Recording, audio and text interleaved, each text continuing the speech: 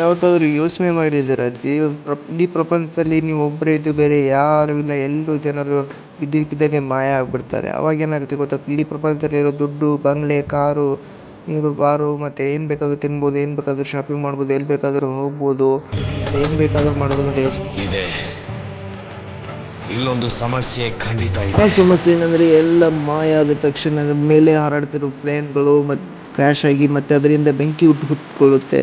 ಮತ್ತೆ ಭೂಮಿಯಲ್ಲಿರೋ ಎಲ್ಲ ಕರೆಂಟು ಮತ್ತು ಲೈಟ್ಗಳೆಲ್ಲ ಆಫ್ ಆಗುತ್ತೆ. ಮತ್ತೆ ಪವರ್ ಪ್ಲಾಂಟು ಅವು ಮತ್ತು ಕಂಪ್ನಿ ದೊಡ್ಡ ಉದ್ಯಮಿಗಳೆಲ್ಲ ಜನರಿಂದ ಎಲ್ಲ ಆಫ್ ಆಗುತ್ತೆ ಮತ್ತು ತಂತಾನೆ ಬ್ಲಾಸ್ಟ್ ಆಗೋಕ್ಕೆ ಶುರು ಆಗುತ್ತೆ. ಮತ್ತೆ ಎಲ್ಲ ಗ್ಯಾಸ್ ಎಕ್ಸ್ಪ್ಲೋಷನ್ ಕೂಡ ಆಗುತ್ತೆ. ಮತ್ತೆ ನೀವು ದೂರ ಹೋಗ್ಬೇಕಾಗುತ್ತೆ ಸಿಟಿ ಬಿಟ್ಟು. ಮತ್ತೆ ಬಟ್ಟೆ ವಿಚಾರಕ್ಕೆ ಬಂದರೆ ನೀವು ಯಾವ್ದು ಬೇಕು ಬಟ್ಟೆ ಹಾಕೋಬೋದು, ಎಷ್ಟು ಬೇಕಾದ್ರೂ ಜಾಗ ಇರುತ್ತೆ.